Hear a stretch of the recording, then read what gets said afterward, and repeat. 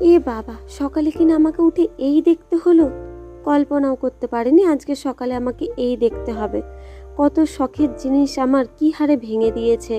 আসলে আমাদের এখানে না অনেক বাদর আছে, বাদরের জন্য আমি কিচ্ছু লাগাতে পারি না। দেখো, সব লাইন দিয়ে কেমন দুষ্টুরা বসে রয়েছে এই গাছগুলোকে নষ্ট করার জন্য। আসো, নষ্ট করাচ্ছি এই গাছগুলোকে। কতক্ষণই বা দাঁড়িয়ে থাকবো বলো, কাজ রয়েছে, বেলা বয়ে যাচ্ছে, তাই কাজে এসে লেগে পড়লাম। মনটা পড়ে রয়েছে কিন্তু আমার বাইরে, এই মনে হয় সব গাছগুলোকে নষ্ট করে দিল। তা যাই হোক, কাজ করে নিচ্ছি, আর একটু একটু ফাঁকি করে আমি একটুখানি চেক করেও আসছি যে বাদরগুলো গেছে কিনা। সকালে উঠে সবার যে কাজ থাকে সেই কাজ করে নেওয়ার পর আমি করে আসলাম চা করতে। আমার জন্য আমলকি আর কারি পাতার জুস, আর হাজব্যান্ডের জন্য চা। আসলে কি বলতো, আমি না অনেক চা প্রেমী, চা খেতে আমি খুব ভালোবাসি, কিন্তু আমার গ্যাসের জন্য না আমি চাটাকে এখন একটুখানি সাইডে রাখছি। আর আমার হেয়ার ফল হচ্ছে প্রচুর পরিমাণে, স্কিন ড্রাই হয়ে যাচ্ছে, এর জন্য আমি আমলকি আর কারি পাতার জুসটা খাচ্ছি।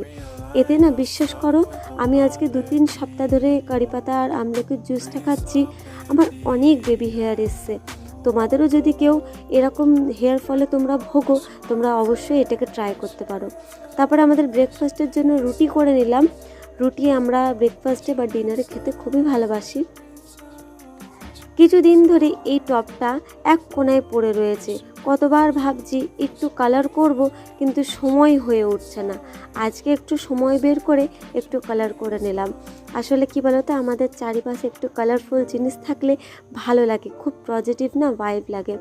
আমি গাছ ভালোবাসি, এর জন্য 2-3টে গাছ নার্সারি থেকে এনেছিলাম, রাখা ছিল, বাট রিপোর্টিং করা হচ্ছিল না। আজকে ফাইনালি করেই নিলাম। কেমন লাগলো তোমাদের একটু লাইক আর একটু সাবস্ক্রাইব করে দিও। ধন্যবাদ।